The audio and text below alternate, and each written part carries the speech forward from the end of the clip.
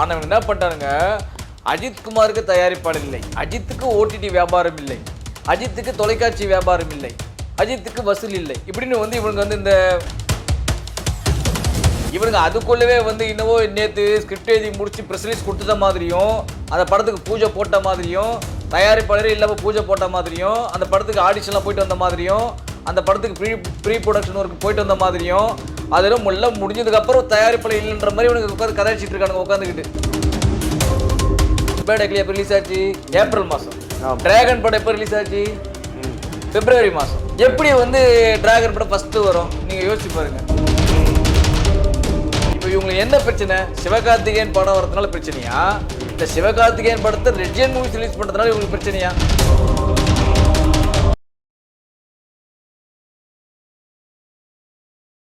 Recent voice நேயர்களுக்கு வணக்கம். 2025 காலகட்டம் தமிழ் சினிமாவுக்கு என்ற மாதிரியான ஏற்ற இறக்கங்கள் இருக்கிறது, என்ன மாதிரியான பாதிப்புகளை சந்திச்சிருக்கு, என்ன மாதிரியான வசூல்களை அள்ளி இருக்குது அப்படிங்கிறத தொடர்ச்சியாக பார்த்துட்டு வரோம். அந்த வரிசையில் இன்னைக்கு பார்த்தீங்கன்னா திரு சினிமுருகன் அவர்கள் நம்மளோட ஸ்டூடியோக்கு வந்திருக்கார். வணக்கம் சார். வணக்கம் சார். எப்படி இருக்கீங்க? நல்லா இருக்கும் சார். சார், இந்த திருப்பூர் சுப்பிரமணியம் அவர்கள் நம்ம சேனலில் நிறைய பேட்டி கொடுத்துருக்காரு. அவர் வந்து பேசின ஒரு விஷயத்தை அப்படியே திரிச்சு இந்த அணில் குஞ்சுகள் வந்து அப்படியே உல்டா பண்ணி ஏதோ அஜித்துக்கு ப்ரொடியூசரே இல்லை, அஜித்துக்கு வியாபாரமே இல்லை, அஜித்துக்கு வசூலே இல்லை, கொடுக்கறதுக்கு எந்த தயாரிப்பாளர் இல்லை அப்படிங்கிற மாதிரி ஒரு ட்விஸ்ட் பண்ணி பேசுறாங்க இல்லையா சார்? அந்த செய்தி அவங்க வந்து பேசுனது வந்து கரெக்டாக தான் பேசியிருக்காங்க. ஆக்சுவலாக வந்து அந்த இன்டர்வியூ பண்ணுறது யாருன்னா நம்ம சித்ரா லக்ஷ்மண் அண்ணன், உங்களுக்கே தெரியும், பல பிஆரோ நடிகர் எல்லாருமே அவர் வந்து ஒரு கேள்வி கேட்குறாரு, அஜித் ஏன் அடுத்த படம் நடிக்காமல் இருக்காரு, காம்படிட்டர் இல்லாதனால, விஜய் அவர்கள் வந்து அரசியலுக்கு போயிட்டாரு, அதனால தான் வந்து அஜித் அவர்கள் நடிக்கலையா அப்படின்ற மாதிரி வந்து ஒரு கேள்வியை கேட்குறாரு திருப்பூர் சுப்பிரமணியன் அண்ணனை பார்த்து. அதுக்கு திருப்பூர் சுப்பிரமணியன் என்ன பதில் சொல்கிறாருன்னா, காம்படிட்டர் இல்லாதனால நடிக்கிறதுலாம் ஒன்றுமே கிடையாது, அதுக்காகலாம் அவர் நடிக்கிறதா இல்லை. இன்றைக்கி வந்து அவர் கேட்குற சம்பளத்தை நல்லா நோட் பண்ணிங்க, அவர் கேட்குற சம்பளத்தை கொடுக்குற அளவுக்கு தயாரிப்பாளர்கள் இல்லை அப்படின்னு தான் சொல்லியிருக்காங்களே தவிர, அஜித்தை வைத்து படம் எடுக்க தயாரிப்பாளர்களே இல்லை அப்படின்றது அர்த்தம் கிடையாது. அப்படி புரியுங்களா? இப்போ ஒரே ஒரு விஷயம் சொல்கிறேன். நீங்கள் ஒரு கிரிக்கெட் மேட்ச் வந்து பார்க்குறீங்க, மும்பை ஜெயிக்குமா சென்னை ஜெயிக்குமான்னு கேட்குறீங்க. நான் என்ன சொல்கிறேன், சென்னை ஜெயிக்குன்றேன், இல்லை மும்பை ஜெயிக்குன்றேன். அப்போ ஆர்சிபி ஜெயிக்காதான்னு கேட்டால் எப்படி இருக்கும்? ஏண்டா டே, நீ கேட்டது என்ன, மும்பை ஜெயிக்குமா சென்னை ஜெயிக்குமா தான் கேட்டேன், அதுதான் பதில் சொல்ல முடியும். ஆர்சிபி ஜெயிக்குமான்னு கேட்டால் அடுத்தது அந்த மாதிரி தான் இருக்குது. இவங்க திரிச்சிட்டு இருக்கானுங்க. அதில் தெளிவாக ஒரு விஷயம் போட்டிருக்காரு. ஏன்னா ஒரு கொரோனா காலகட்டம் போது அப்போ வந்து பார்த்திங்கன்னா ஓடிடி தளங்கள் ஃபேமஸாக உருவாகிட்டு இருந்த நேரம். அந்த டைமில் மக்களுக்கு எந்த பொழுதுபோக்கும் இல்லை, வீடை கண்டா வீடே கதின்னு இருந்தவங்க.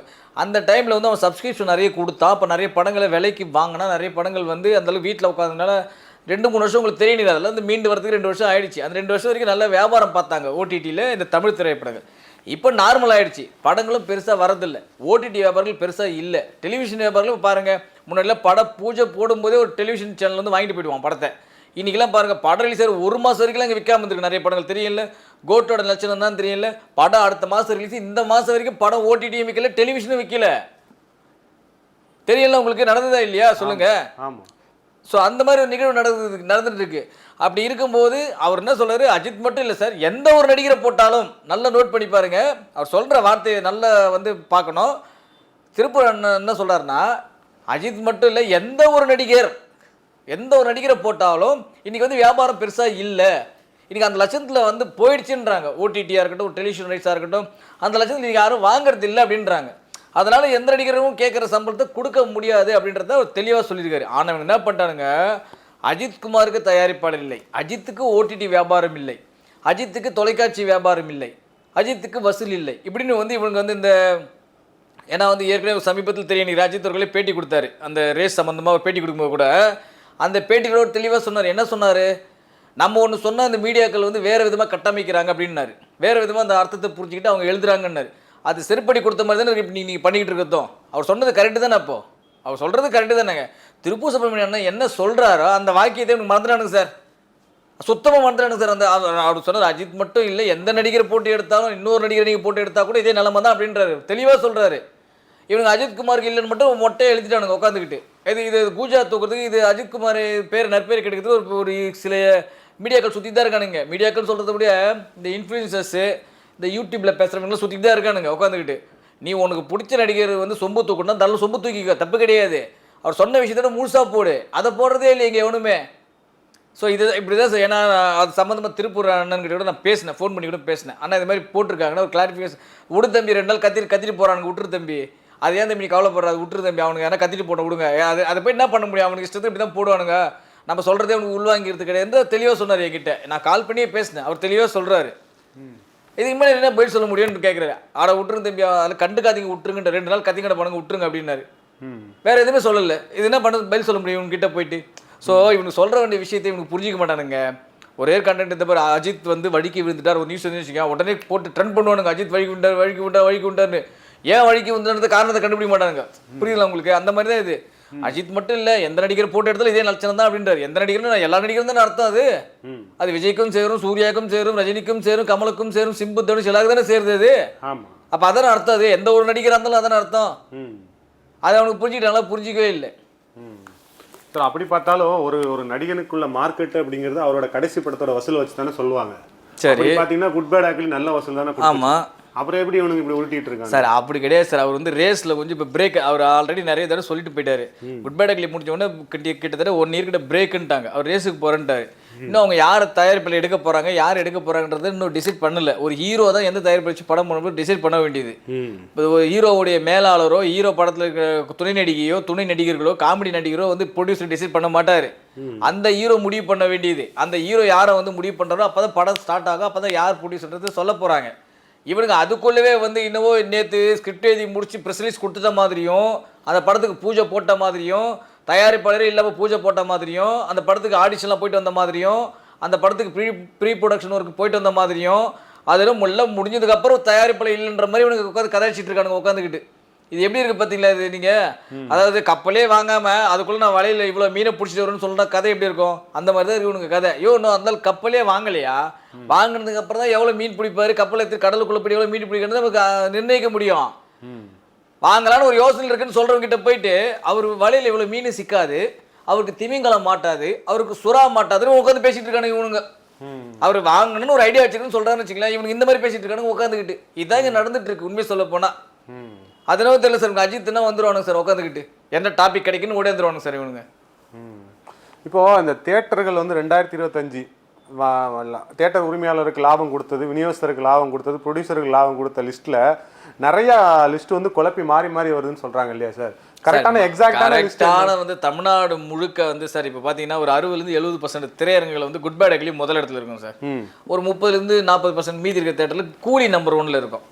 ஏன்னா குட் பேட் ஆக்லி ரிலீஸ் ஆனது வேற டேட்டு, கூலி ரிலீஸ் ஆனது வேற டேட்டு. சரி. ஸோ அதனால வந்து பார்த்தீங்கன்னா இந்த 1-2 இந்த படங்கள் தான் மாறி மாதிரி இருக்கும். அதில் எந்த வித மாற்று கருத்துமே இல்லை. ஆனால் ஓவராலாக நீங்கள் தமிழ்நாடு முழுக்க ஓவராலாக நீங்கள் பார்க்கும்போது என்ன, கூலியை விட குட் பேட் ஆக்லி ஒரு 30-40 கோடி அதிகம் அப்படின்றாங்க தமிழ்நாட்டில். என்னை பொறுத்த வரைக்கும் என்ன, அதாவது வந்து கூலியை விட குட் பேட் ஆக்லி ஒரு 30 கோடி அதிகம் சார் தமிழ்நாட்டு வசூல் அப்படின்ட்டு சொல்கிறாங்க. இதுதான் வந்து தமிழ்நாட்டோட நிலைமை. ஆனால் உலகம் முழுவதும் நீங்கள் கவுண்ட் பண்ணும்போது இந்த வருஷம் ரிலீஸ் ஆன இன்னும் சொல்லப்படுங்க சவுத் இந்தியன் படத்துலேயே சொல்லலாம். சவுத் இந்தியாவிலேயே வந்து பார்த்திங்கன்னா கூலி தான் வந்து அதிகமான வசூலான படம். எனக்கு தெரிஞ்சு வந்து ஒரு 550 ஒரு 600 கோடி கிட்ட திரைப்படம் வந்து வசூலாயிருக்கு. கூலி திரைப்படம் உலக அளவில் நான் சொல்கிறது. எனக்கு தெரிஞ்சு இந்த சவுத் இந்தியன் படத்துலேயே இதுதான் ஹையஸ்ட் நினைக்கிறேன். இந்த வருஷம் ரிலீஸ் ஆன படங்களையே கூலி தான் ஹையஸ்ட் கலெக்ஷன் உலகம் முழுக்க. ஆனால் தமிழ்நாட்டை கம்பேர் பண்ணும்போது 2025 குட் பேட் ஆக்லி தான் நம்பர் 1 வசூல். இப்போ ஒரு சில தியேட்டர்ல பாத்தீங்கன்னா அந்த டிராகன் படம் வந்து ஃபர்ஸ்ட் இடத்துல இருக்குங்கிற மாதிரி சார். அதாவது சார் இது வந்து எப்படி தெரியுமா, நரேட்டிவ் செட் பண்றாங்களா இல்ல அதாவது எப்படின்னா சிண்டு மூச்சு விடுற வேலைன்னு சொல்லுவாங்க தெரியுமா உங்களுக்கு? எங்க என்ன பண்ணனா, நீ ரஜினியை போட்டா அஜித் ஃபேன்ஸ் திட்டுவான், அஜித் ஃபேன்ஸ் போட்டா ரஜினி ஃபேன்ஸ் திட்டுவான். இந்த வருஷம் விஜய் படம் இல்ல, வேற என்ன பண்ணலாம், எதை சொருகலாம், அவங்களாம் எந்த நடிகருக்கு கூஜா தூக்குறாங்கன்னு இந்த உலக அறிஞ்ச விஷயம், நாடு அறிஞ்ச விஷயம் இல்ல, உலக அறிஞ்ச விஷயம். அவன் அதாவது ஒருத்தர் வந்து ஒரு ஸ்கிரீன்ஷாட் போட்டிருக்கான் சார். ஒரு பிரபல திரையரங்க உரிமையாளர் அவர் தெளிவாக போட்டிருக்காரு, குட் பேட் ஆக்லி இன்னும் 6000 டிக்கெட் வந்துச்சுன்னா இந்த வருஷத்தோடைய ஹையஸ்ட் கிராசர் எங்கள் தேட்டரில் அவர் தெளிவாக போட்டார் சார். ஏன்னா படம் ரிலீஸ் ஆகிட்டு ஒரு 14 நாளையோ 10 நாளையோ நோட் ட்விட்டு போட்டிருக்காரு. இது வரைக்கும் 35,000 டிக்கெட் கிட்ட சேல் ஆயிருக்கு. இன்னும் 6000 டிக்கெட் வித்துச்சுன்னா இந்த வருஷத்தோட ஹையஸ்ட் டாப் கிராசராக வந்து எங்கள் தேட்டர் இதான் இருக்குன்னாரு. குட் பேட் ஆக்லி எப்போ ரிலீஸ் ஆச்சு? ஏப்ரல் மாதம். டிராகன் படம் எப்போ ரிலீஸ் ஆச்சு? பிப்ரவரி மாதம். எப்படி வந்து டிராகன் படம் ஃபர்ஸ்ட்ல வரும் நீங்க யோசிச்சு பாருங்க. நீ கூலியை ஃபர்ஸ்ட் போட்டு விடாம இது குட் பேட் ஆக்லி செகண்ட் போட்டா கூட ஒரு ஓகே, ஒரு நியாயம். எனக்கு கூலி அதுக்கப்புறம் வந்த படம், அதுக்கப்புறம் நிறைய டிக்கெட் வித்துக்குன்னு சொல்லலாம். டிராகனை முன்னாடியே அடிச்சு ஓரம் கட்டி வச்சிட்டீங்க நீங்க. அதுக்கப்புறம் தான் குட் பேட் ஆக்லி படமே ரிலீஸ் ஆகுது. குட் பேட் ஆக்லி தெளிவாக போட்டிருக்காரு, இப்போ இது வரைக்கும் ஹையஸ்ட்டு வந்து இந்த படம் தான். இன்னும் ஒரு 6000 டிக்கெட் இருந்துச்சுன்னா ஏதோ ஒரு 2 வருஷத்தில் வந்து அந்த ஃபுட்ஃபாலே வந்து தாண்டிடும் அப்படின்ற மாதிரி போட்டிருக்காரு. அந்த தேட்டரோட ஃபுட்ஃபால்ஸே தாண்டிடும், எல்லா படங்களுடைய ஃபுட்ஃபால்ஸுக்கு ஏதோ கிட்டத்தட்ட அந்த 2-3 வருஷத்தில் வந்து இது வந்து ஃபஸ்ட்டில் வந்துடும் அப்படின்ற மாதிரி போட்டிருக்காரு. எப்படி சார் டிராகன் ஃபஸ்ட்டு போடுவாங்க நீங்கள் சொல்லுங்கள், எப்படி போடலாம்? இல்லை இதோட ஒரு பெரிய அம்மை ஒன்றொருத்தங்க இருக்காங்க, அந்த ஆஸ்தான ஒரு நடிகருக்கு குஜா தூக்குறவங்க, அவரை வச்சு படம் எடுப்பாங்க, அந்த படத்தை ஃப்ளாப் ஆக்கிட்டு போயிட்டு அடுத்து திரும்ப இந்த நடிகர் தான் வச்சு படமே பண்ணுவாங்க. அவங்க உங்களுக்கு தெரிய நினைக்கிறேன். அந்த அம்மையார் போட்டிருக்காங்க, அவங்க காம்ப்ளெக்ஸ்லேயே வந்து பார்த்தீங்கன்னா அவங்க படம், ஏன்னா அது அவங்க ஓன் ப்ரொடக்ஷனு, சரிங்களா, அது அவங்க ஓன் ப்ரொடக்ஷன் படம். அதாவது ஓன் ப்ரொடக்ஷன், அதாவது இந்த மாதிரி ஆட்களால தான் இந்த மாதிரி நல்லா இருக்கிற திரையரங்கு உரிமையாளர் கூட கெட்டு குட்டிச்சாராக போகிறாங்க சார். எவனுமே வந்து பார்த்தீங்கன்னா இந்த தேட்டரில் எங்கள் தேட்டரில் இவ்வளோ கலெக்ஷன் ஆச்சு கலெக்ஷன் சொல்ல மாட்டாங்க. இவ்வளோ தான் கிராஸ், இந்த ஹையஸ்ட் கிராஸ் சொல்கிறாங்களே. நான் ஒன்றே ஒன்று கேட்குறேன் சார், இப்போ இவ்வளோ பேசுகிறாங்கல்ல, இவ்வளோ தேட்டருக்காரங்க ட்விட்டு போடுறாங்க, இது போடுறாங்கல்ல, எந்தடா அதிக லாபம் கொடுத்த 10 படங்கள் போடுங்கடா பார்க்கலாம் எவனாச்சும். சார் நான் கேட்கறது கேட்டேன் சார், இப்போ வந்து நீ அதிகமான வசூல் கொடுத்த படம் தானே போடுற. ஏன்னா இப்போ பெரிய படங்களுக்கு வேற டேர்ம்ஸ் அண்ட் கண்டிஷன், சின்ன படங்களுக்கு வேற டேர்ம்ஸ் அண்ட் கண்டிஷன்.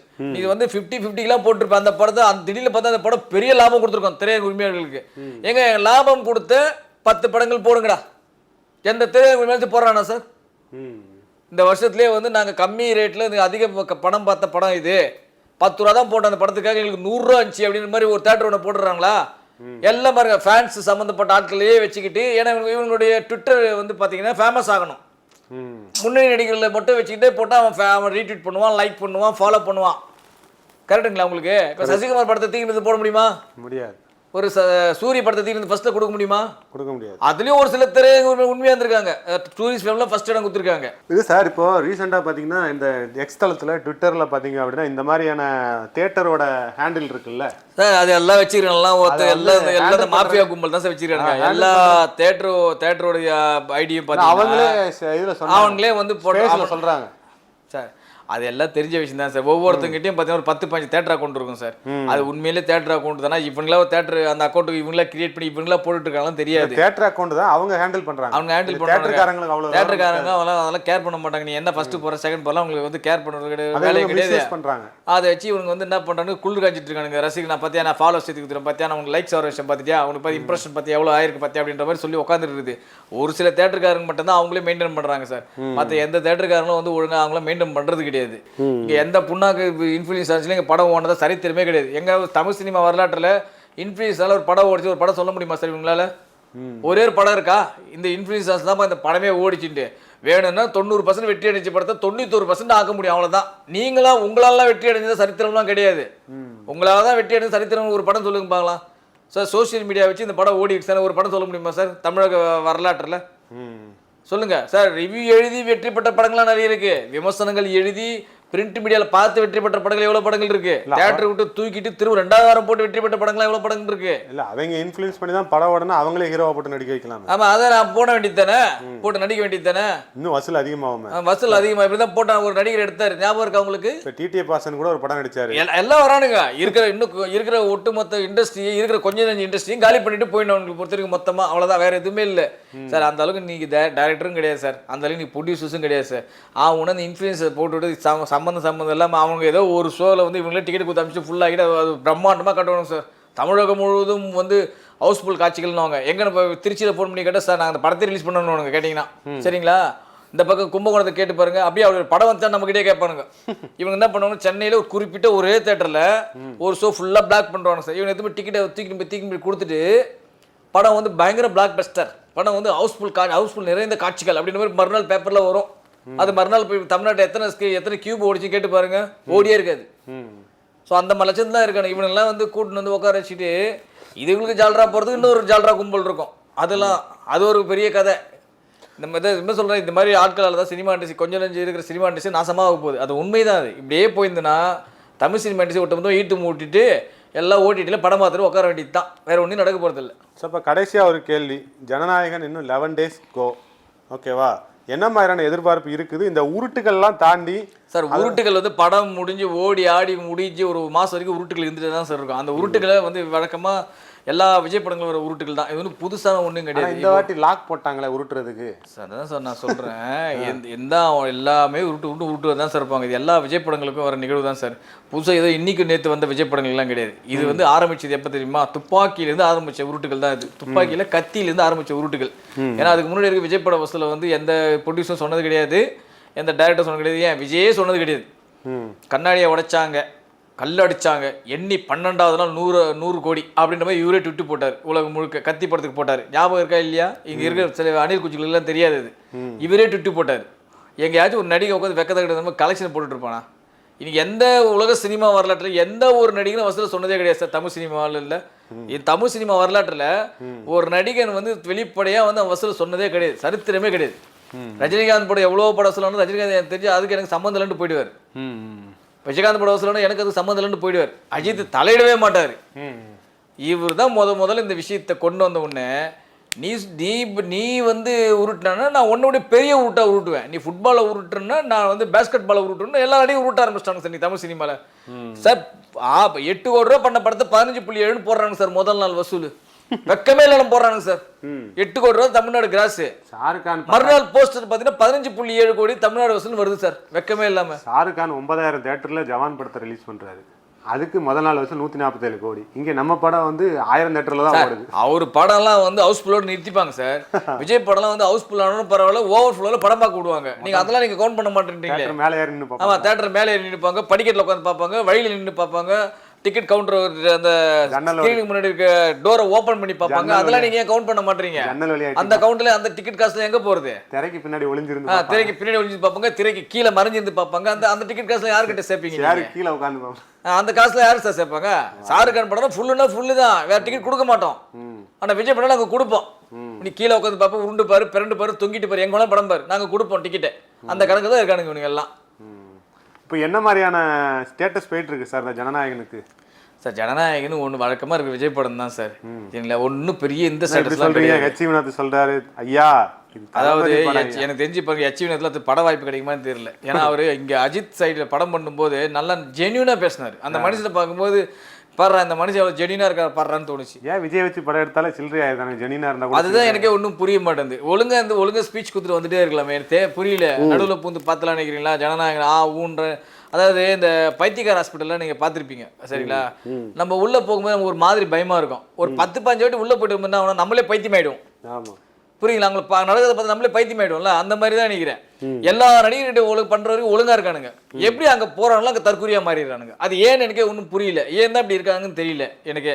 காற்று அடிக்குது. இல்லை சார், நானே வந்து ஆச்சரியப்பட்டேன் சார். அதனால அவ்வளோ மெச்சூர்டாக பேசுகிறார் சார். உட்காந்து துணிவு வாரிசு படம் போது 2 படம் வெற்றி அடைந்து சொன்னவர் தான் இவர். சும்மாலாம் கிடையாது, 2 படம் வெற்றி அடைந்தாங்க, 2 படம் ஒன்றாங்க, தமிழ் சினிமா நல்லா இருக்குன்னு சொன்னவர் இவர். இப்போ அங்கே போயிட்டு வந்து நடுவில் பூந்து கல்ச்சலான்னு பார்த்துக்கலான்றாரு. இது என்ன கான்செப்டில் இவங்க பேசுகிறாங்கன்னு எனக்கு ஒன்றும் புரியல. எனக்கு பேச சொல்லி தூண்டிருக்காங்க. தூண்டட்டும் சார், அதெல்லாம் வந்து தப்பு இல்லையா? அதெல்லாம் வந்து ரொம்ப இது இல்லையா? ஏன் இப்போ விஜய் அவர்கள் அரசியல் கட்சி ஆரம்பித்து ரெட் ஜெயின் மியூசிக் படமே ரிலீஸ் பண்ணது இல்லையா? இப்போ இவங்களுக்கு என்ன பிரச்சனை? சிவகார்த்திகேயன் படம் வரதுனால பிரச்சனையா, இல்லை சிவகார்த்திகேயன் படத்தை ரெட் ஜெயின் மூவிஸ் ரிலீஸ் பண்ணுறதுனால இவங்களுக்கு பிரச்சனையா? நீங்கள் சொல்லுங்க சார். இவங்க ஏன் விஜய் கூட இது வரைக்கும் எந்த படமும் மோதலே இல்லையா? உங்கள் சேனலில் ஒரு லிஸ்ட்டு கொடுத்தால 32 முறை விஜய் மோதிருக்கார் படங்கள். 32 முறையில் 2 முறை தான் விஜய் படங்கள் ஜெயிச்சிருக்கு. மீதி 30 முறை அடுத்த நாள் ஜெயிச்சிருக்கார். சொன்னா இல்லையா உங்ககிட்ட ஒரு லிஸ்ட்? ஆமா கண்டிப்பா. அப்புறம் எப்படி வந்து இவர் மோதக்கூடாது இது பண்ணக்கூடாதுன்னு சொன்ன சரி. அப்படி ரெட் ஜெயின் மூவிஸ் தான் எதிர்த்துனா நீங்க கட்சி ஆரம்பிச்சு 2 வருஷத்துல ஒரு 30-40 படம் தமிழ்நாடு ரிலீஸ் பண்ணிருக்காங்க சார் ரெட் ஜெயின் மூவிஸ். அப்பெல்லாம் நீங்க இவங்க எதிர்த்தாங்களா? கேட்கறது கரெக்ட் தான் சார். நீ ரெட் ஜெயின்ஸ் மூவிஸ் எதிர்க்கிறியா சிவகார்த்திகேயன் எதிர்க்கிறியா? முதல்ல தெளிவா சொல்லு. ரெட் ஜெயின் மூவிஸ் எதிர்க்கிறதா இருந்தா நீ கட்சி ஆரம்பிச்சு 2 வருஷத்துல கிட்டத்தட்ட 30-40 படங்கள் தமிழ்நாட்டில் ரிலீஸ் ஆயிருக்கு, அவங்க ரிலீஸ் பண்ணி கொடுத்துருக்காங்க. அப்பெல்லாம் நீங்க எதிர்ப்பு தெரிவிக்கல. சரி, சிவகார்த்திகேயன் தான் எதிர்க்கிறீங்கன்னா சிவகார்த்திகேயன் படம் உங்க கூட முதல் நாள் எதிர்க்கிறியா, இல்லை ஒட்டுமொத்தமாக சிவகார்த்திகேயன் நீங்க எதிர்க்கிறீங்களா? அதையும் சொல்லணும்ல. எதுவுமே உருப்படியா சொல்லாம சிவகார்த்திகேயன் வந்தா காலி ஆயிடு, நீ இது இந்த சமூக வலைத்தளம் உட்காந்து போடுறானுக்கு பாருங்க, இந்த வாரியஸ் சார், இது ஒரு வாரியஸ்ன்னு சொல்லி சுத்திட்டு இருக்கீங்களே. சிவகார்த்திகேயனோட ஒய்ஃப் எல்லாம் கேவலமா பேசுறாங்க சார். இவங்க என்ன பேசிட்டு போட்டோம் சார். இன்னும் இவரும் உத்தமர் மாதிரியும் பிரிச்சு போட்ட வாரியஸ் இல்ல, பிச்சு போட்ட வாரியஸ், பிரிச்சு போட்ட வாரியஸ் இல்ல. என்னமா கேவலமா போசுறாங்க சார். அவங்க உட்காந்துட்டு அநியாயமா இது பண்றானுங்க. குடும்பத்தில் குழந்தை இருக்கிறானுங்க மனுஷன் இல்ல இல்ல. இவங்க வளர்ப்பு எப்படி சார் இருக்குது? நீங்க பாருங்க, ஒன்று பைத்தியம் ஒன்று கத்திக்கிறது பாத்தீங்களா மலேசியால ஒருத்த போட்டான். இது வந்து தமிழ்நாட்டு தற்குறி, இது மலேசியா தற்குறின்னு போட்டான் உட்காந்துக்கிட்டு. இந்த மாதிரி பைத்தியம் இதெல்லாம் வச்சிருந்தா சார் இன்னொருத்தர் க்ளீனாக போட்டுருந்தான் சார், ரொம்ப பிடிச்சிச்சு சார். அவன் போட்ட இதுலேயே ஒருத்தர் க்ளீனாக போட்டுருந்தான். மலேசியாவில் மட்டும் ஒரு அரசு ஒரு சட்டம் கொண்டு வரணும், அதாவது வந்து அங்கே வாழ்கிற இந்திய தமிழ்நாட்டுக்காரங்களெல்லாம் மலேசிய குடியுரிமை கொடுக்கப்படும், இல்லைன்னா தாவகவில் சேர்க்கப்படும். ரெண்டுத்துல எது வேணும் நீங்கள் டிசைட் பண்ணிங்க சொன்னால் அங்கே இருக்கிற பூரா பைத்தியத்தையும் கட் பண்ணிடலாமா மலேசியாவிலேருந்து அப்படின்னு ஒருத்தன் போடுறான் சார் கமெண்ட். இப்போ எந்த லட்சத்தில் வந்து யோசிக்கிறானுங்க பாருங்க இவனுங்க. ஸோ அந்த மாதிரி ஒரு விஷயத்தை வச்சுக்கிட்டு இவனுங்கெல்லாம் வந்து அஜித்தையும் ரஜினிகாந்தி சார் இவனுங்க நீங்கள் நல்லா பாருங்களா, இவனுக்கு வந்து நேர்மையாக வந்தால் எவனுமே பிடிக்காது சார். நீங்கள் நல்லா பாருங்களேன், நேர்மையாக எவன்லாம் உள்ளே வரானோ. இப்போ நீங்கள் பிரதீப் ரங்கன் இது பண்ணுறானுங்களே, நாளைக்கு பாருங்க ஒரு 5 வருஷம் கழிச்சு பிரதீப் ரங்கன் என்ன மாதிரி ட்ரோல் பண்ணுவானுங்க பாருங்க. நீங்கள் நடக்குது இல்லைன்னு பாருங்க. ஏன்னா அந்தால வந்து பின்னணி இல்லாமல் உள்ள வந்தவர், ஒரு பேக்ரவுண்ட் இல்லாமல் சப்போர்ட் எல்லாம் உள்ளே வந்தவர்ல. இவனுக்கு எப்படின்னா எவன் பேக்ரவுண்ட் சப்போர்ட் எல்லாம் உள்ளே வரானுங்களோ அவங்களாம் இவனுக்கு பிடிக்க மாட்டேங்குது. இதான் பண்ணிக்கிட்டு இருக்கானுங்க உட்காந்து. இவர் பெரிய யோகிய மாதிரி இவர் திமுக விமர்சனம் பண்ணுறாராம். இவர் உட்காந்துக்கிட்டு இவனுக்கு கட்சியும் சரி இவனுக்கும் சரி இவனுக்கு வந்து திமுக விமர்சனம் பண்ணுறாங்களாம். சார், உருட்டுகளை தவிர்த்து உண்மையான செய்திகளை அறிந்து கொள்ள ரீசன்ட் வாய்ஸை தொடர்ச்சியாக பாருங்கள். நன்றி, வணக்கம். Thank you very much sir. இது போல பல வீடியோக்களை கண்டு மகிழ எங்களது ரீசன்ட் வாய்ஸ் சேனலை மறக்காம சப்ஸ்கிரைப் பண்ணுங்க.